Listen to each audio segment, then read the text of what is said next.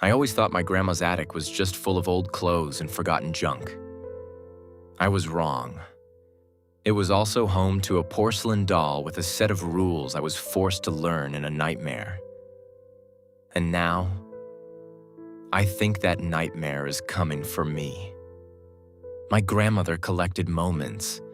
Her house wasn't just a house.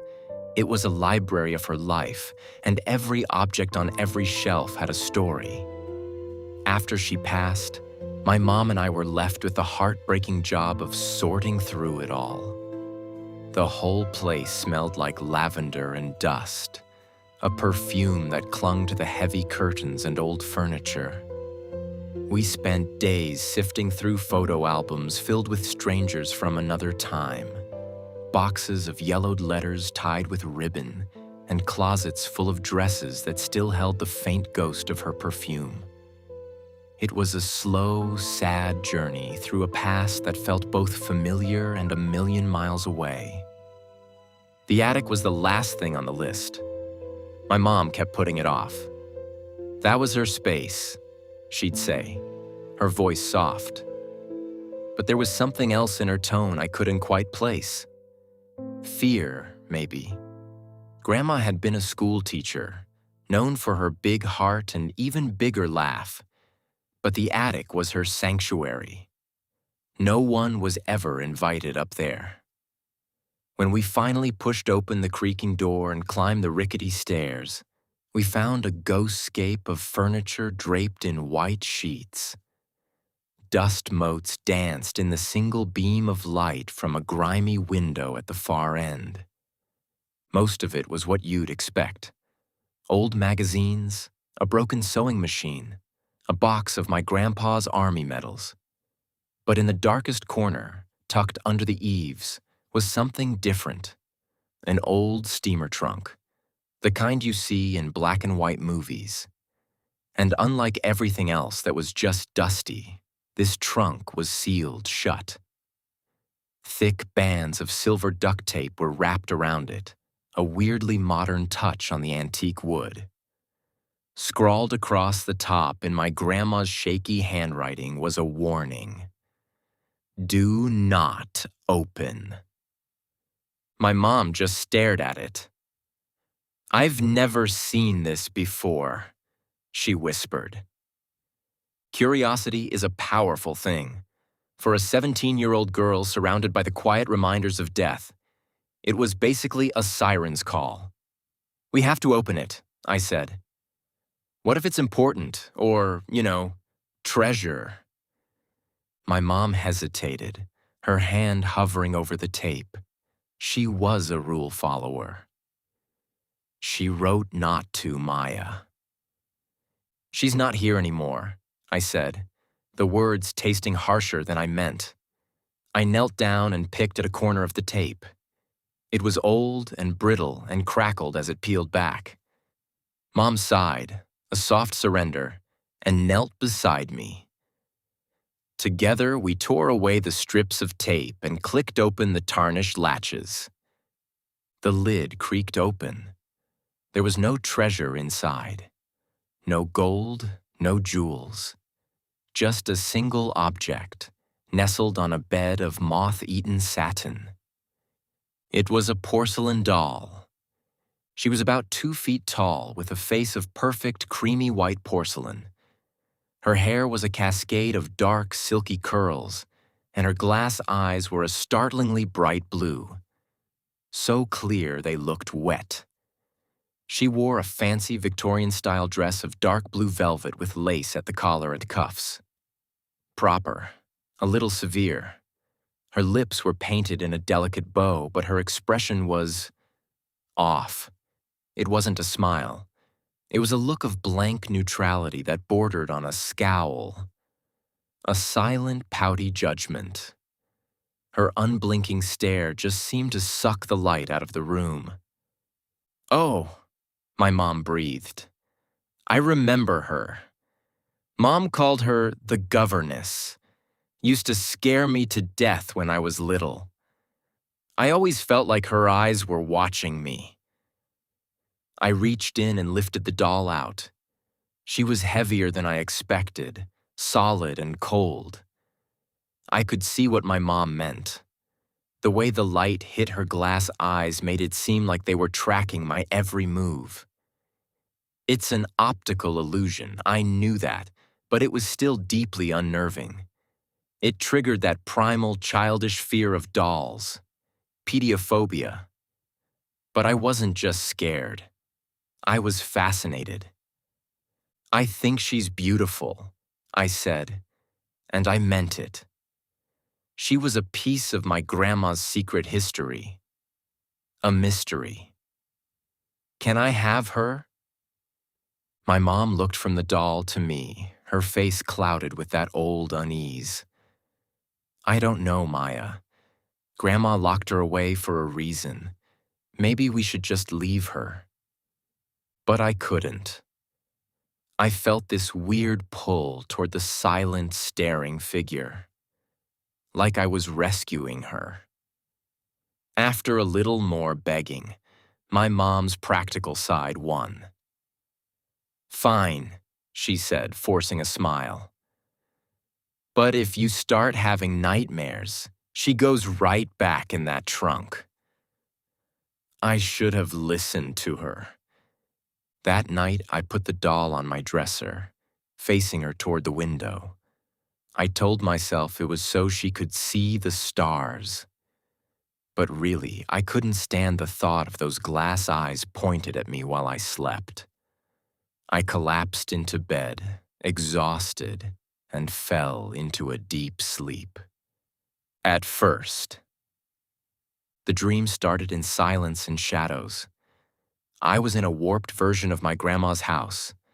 The wallpaper was peeling, and something dark and sticky was oozing from beneath.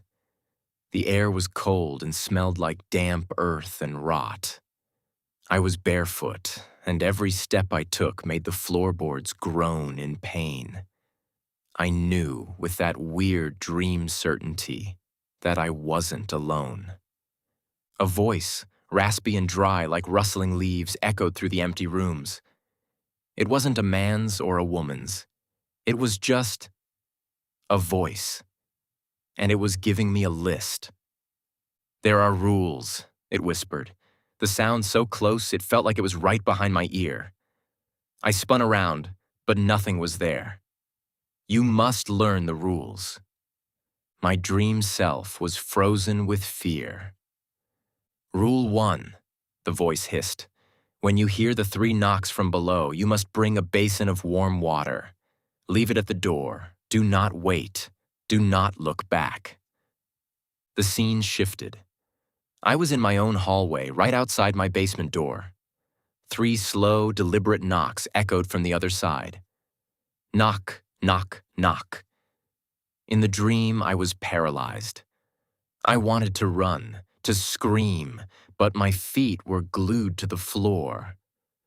"You are not listening," the voice whispered, its tone turning sharp and angry. The basement door rattled, the knob turning violently.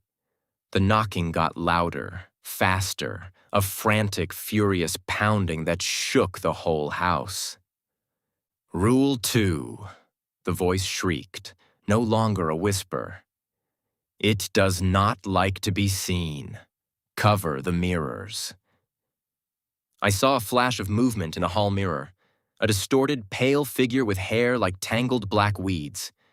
It was gone in a second, but the mirror cracked, a spiderweb of fractures spreading from the center.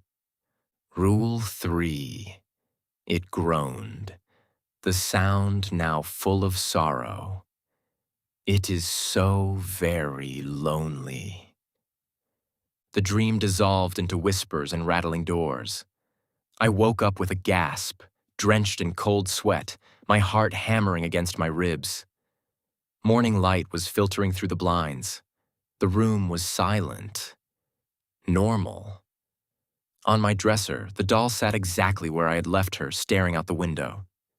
It was just a dream, I told myself. The creepy doll, the sealed trunk, my mom's old fears. My mind just mashed it all into a horror movie. I took a shaky breath and tried to push the fear away. It had to be a dream. The day passed in a fog.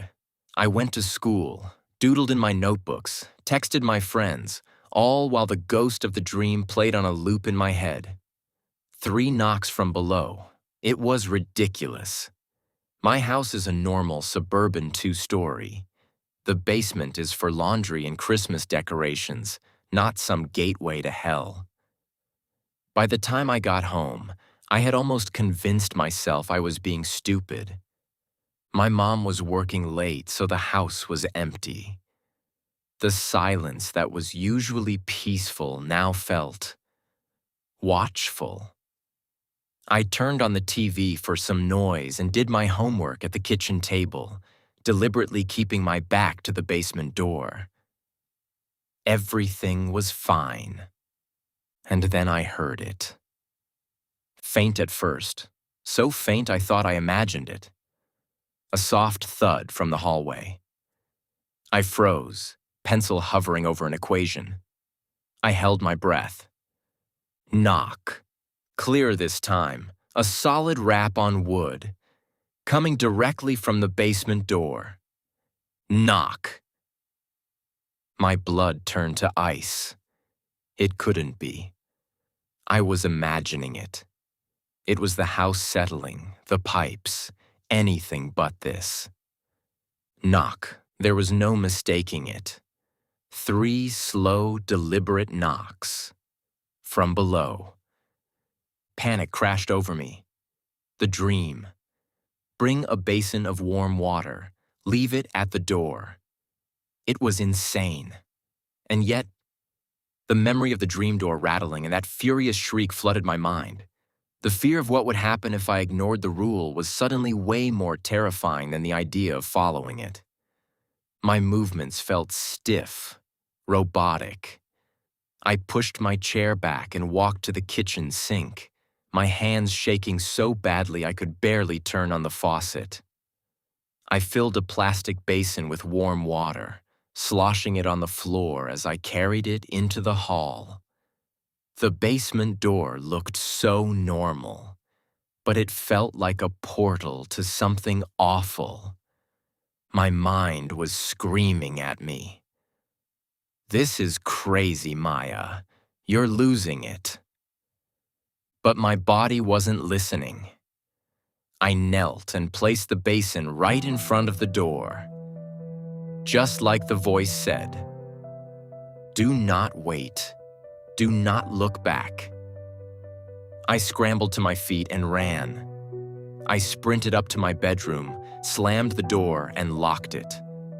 I dove into bed and pulled the covers over my head like a little kid, trembling uncontrollably. I lay there for what felt like hours, just listening.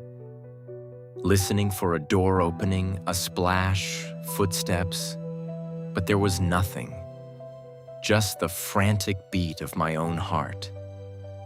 Eventually, sheer exhaustion dragged me into a blessedly dreamless sleep. The next morning, I woke up with a stiff neck and the sour taste of fear in my mouth. For a second, I thought maybe I dreamed the knocking part too. Then I remembered the water. With a knot of dread in my stomach, I crept downstairs. The hallway was empty. The basin was gone. I stared at the spot where I had left it. The floor was bone dry. It was as if it had never been there. Mom wasn't home yet, so she couldn't have moved it. There was no rational explanation. I felt a wave of dizziness. It was real. The knocking was real, and something had taken the water. My eyes darted around, and then I saw it. On the 3rd step from the bottom of the staircase, a small, glistening puddle of water. And next to it, a single long strand of black, silky hair. It wasn't mine.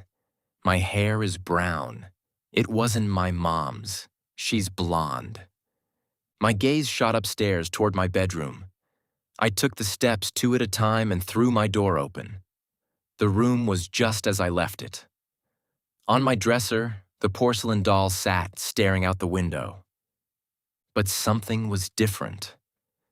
I moved closer, my breath catching in my throat. Her expression. Yesterday, it had been a neutral pout. This morning, I swear the corners of her painted lips were turned up, just slightly. Not a smile. It was the barest hint of a smirk. A look of quiet, satisfied amusement. That night, sleep didn't come.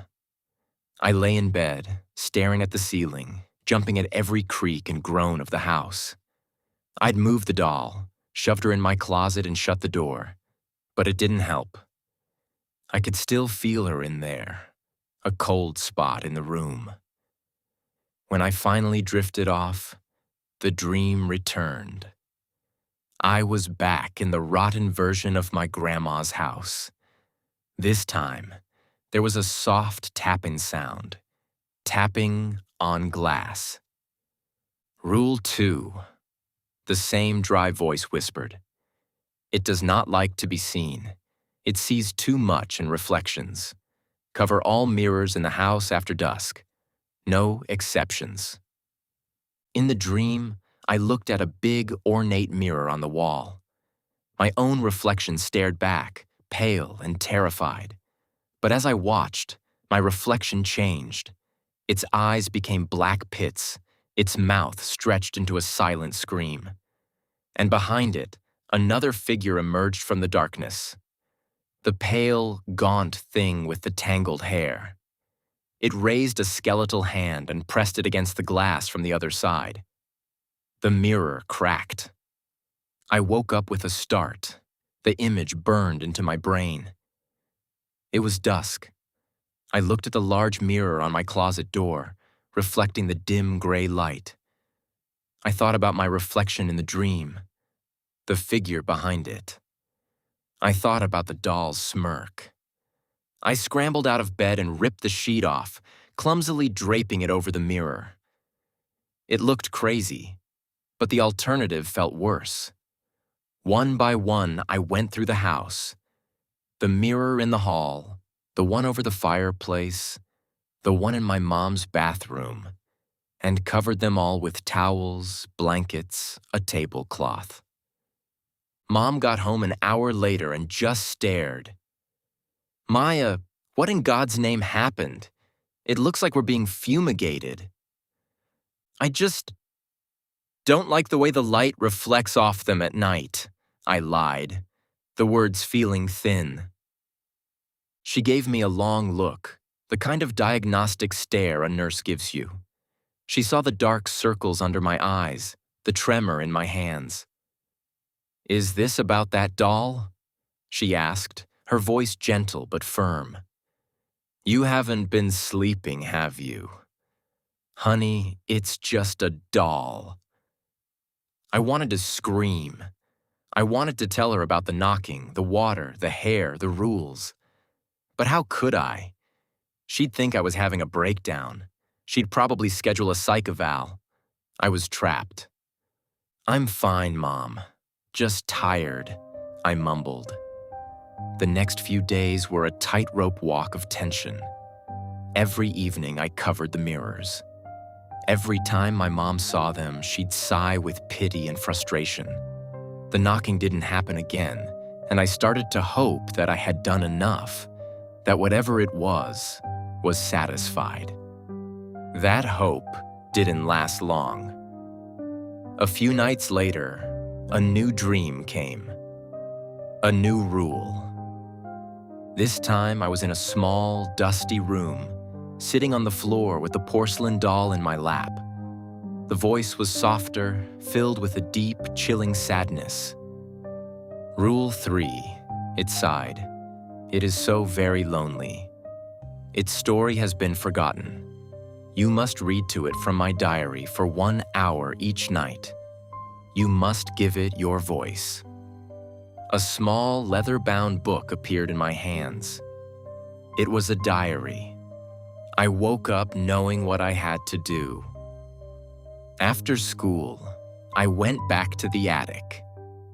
Tucked into a side pocket of the open trunk, hidden under a flap of fabric, was a small leather-bound diary.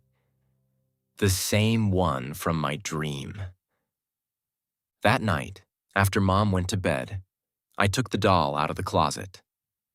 I sat on the floor, propping her on my pillows so her glass eyes were fixed on my face.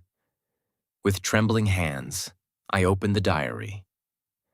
The first entry was over 100 years old. The name at the bottom was Eleonora. I started to read aloud. My voice sounded strange in the quiet room as I told the story of a governess in a wealthy family. Eleonora wrote of her loneliness, of feeling like a ghost in someone else's home. She wrote about her unrequited love for a man she could never have. Her words were filled with a deep, aching sadness. And she wrote about her doll, her only confidant, a gift from her mother. A doll with dark, silky hair and bright blue eyes. I read for exactly 1 hour, my eyes flicking from the page to the doll. Her expression never changed, but the air in the room grew heavy and cold. It felt like someone was listening. This became my new ritual. Every night, I read from Eleonora's diary. I learned of her heartbreak, her descent into despair.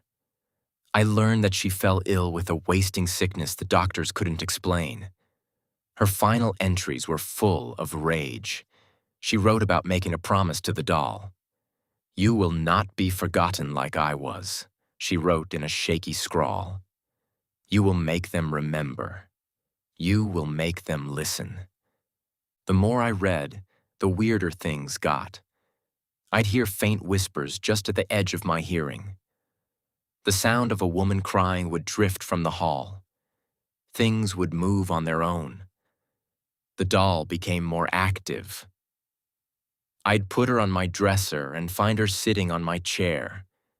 One afternoon, I walked into my room and she was sitting on my bed, holding the diary in her tiny porcelain hands. I was living in a constant state of terror. I was exhausted, paranoid, and completely alone. I tried to get rid of the doll. One day, I took it, wrapped it in a trash bag, and buried it at the bottom of the garbage can outside. I felt this huge wave of relief as the truck hauled it away. That evening, I came home from school. It was sitting in the middle of my bed. Its dress was pristine. The only thing different was its expression. The faint smirk was gone. In its place was an unmistakable, chilling scowl. That night, the dream was violent. "You tried to abandon it," Eleonora's voice shrieked. "You cannot get rid of it. You are part of the story now." The dream shattered, and I was given the fourth rule, the cruelest one. Rule 4. It doesn't like sharing you. Do not let your mother touch you after midnight. If she does, she will be punished. The next few weeks were agony. I became a ghost in my own house. I locked myself in my room at night. When my mom came to say goodnight, I'd flinch away from her touch, making excuses. I could see how much it hurt her. Our relationship, once so close, became brittle and strained. She thought I was on drugs, that I was depressed. She begged me to talk to her, and every time I pushed her away, it was just another brick in the wall the doll was building between us. The loneliness Eleonora wrote about? I was living it. The doll had isolated me completely. The breaking point came on a Tuesday. I had a huge history final and was up late studying. Just before 1 in the morning, my door creaked open. It was Mom, holding a mug. "I know you said not to bother you," she whispered, her face etched with worry. "But I made you some tea. You look exhausted." She set the mug on my nightstand. I was rigid. It was after midnight. Do not let your mother touch you. Thanks, Mom, I said, my voice barely a whisper. I tried to keep my distance, but she just looked at me with so much love and sadness. Oh, Maya, she sighed, and she wrapped her arms around me in a tight hug. I'm so worried about you. I love you so much. For a split second, I melted into her embrace. It was warm. It was safe. And then I remembered. A cold dread shot through me. I pushed her away, my eyes wide with terror. No, I gasped. You can't. But it was too late. The rule was broken. The reaction was instant. The lamp on my nightstand exploded, showering the wall in sparks. Mom screamed. From downstairs, a deafening crash echoed as every dish in the kitchen seemed to jump from the shelves and smash. The house groaned, a deep, guttural sound. And then came the sound from the basement. Not knocking. A furious, splintering roar as the basement door was ripped from its hinges. A blast of impossibly cold air, smelling of grave dirt, rushed up the stairs and flooded my room, killing the lights and plunging us into darkness. Maya, what is happening? My mom shrieked. The whispers started, swirling around the room, but Eleonora's was the loudest, right in my ear. She didn't believe. The voice hissed, triumphant. Now she will see. A scraping sound came from the hallway. Scrape, scrape, scrape. It was getting closer. Mom finally got her phone light on, pointing it towards the doorway. The doll was standing there. It was standing on its own 2 feet in the hall. Its head was cocked, its painted scowl twisted into a horrifying wide grin, revealing a row of tiny, sharp, inhuman teeth that hadn't been there before. Its glass eyes glowed with a faint, internal blue light. It took a jerky, unnatural step into the room. My mom made a sound that was half scream, half whimper. She grabbed my arm, pulling me back. The doll took another step, its head turning with a series of sickening cracks to follow us. The governess, my mom whispered in horrified recognition. Grandma was right. She said it was cursed. She tried to get rid of it, but it kept coming back. That's why she locked it away. The diary. Eleonora's promise. You will make them remember. We have to get out, Mom cried. But the doll was blocking our path, its grin widening, a low chuckle rumbling from its chest. My mind raced, scrambling through the diary, the rules, the story. A curse, a promise. How do you break a promise? I remembered a final entry in the diary, one I had read but not understood. It wasn't a rule for me. It was for the doll. The final rule is not for the living, Eleonora's voice whispered in my mind, no longer threatening but pleading. My name is the key. Rule 5, I said aloud, my own voice shaking but clear. The doll paused, its head tilting. I looked right into its glowing blue eyes. The final rule is that you must be set free. The doll stood motionless. The whispers quieted.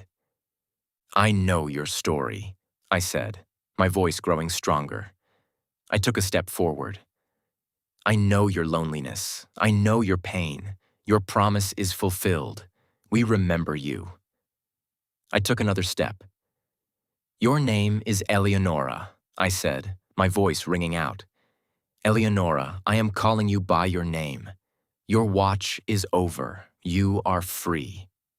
For a long moment, nothing happened. Then a single perfect tear of black liquid trickled from one of the doll's glass eyes. The glow faded. The horrific grin softened, receding back into its original pout. Its body went limp, and it collapsed to the floor with a clatter of porcelain, nothing more than a broken toy. The cold vanished. The whispers stopped. The house fell silent. We didn't sleep that night. We sat huddled together on the couch until the sun came up. When morning came, we went upstairs. The doll lay on the floor, inanimate. We took it and the diary to the backyard and dug a deep hole under the old oak tree Grandma had loved. We placed the doll inside, and Mom laid the diary on its chest. "Rest in peace, Eleonora," my mom said softly as we filled the hole. The strange things stopped. The house felt light again, and Mom and we talked. I told her everything, and this time she believed me. How could she not? Life is mostly back to normal. The mirrors are uncovered. The basement door is fixed. The nights are quiet. But I'm not the same. I can't look at a doll without a knot of fear tightening in my stomach. The house is quiet, but sometimes, when I'm alone and the night is deep, I think I can hear a faint sound from below. A single, soft knock. And I have to wonder, did we really set Eleonora free? Or did we just teach her how to wait?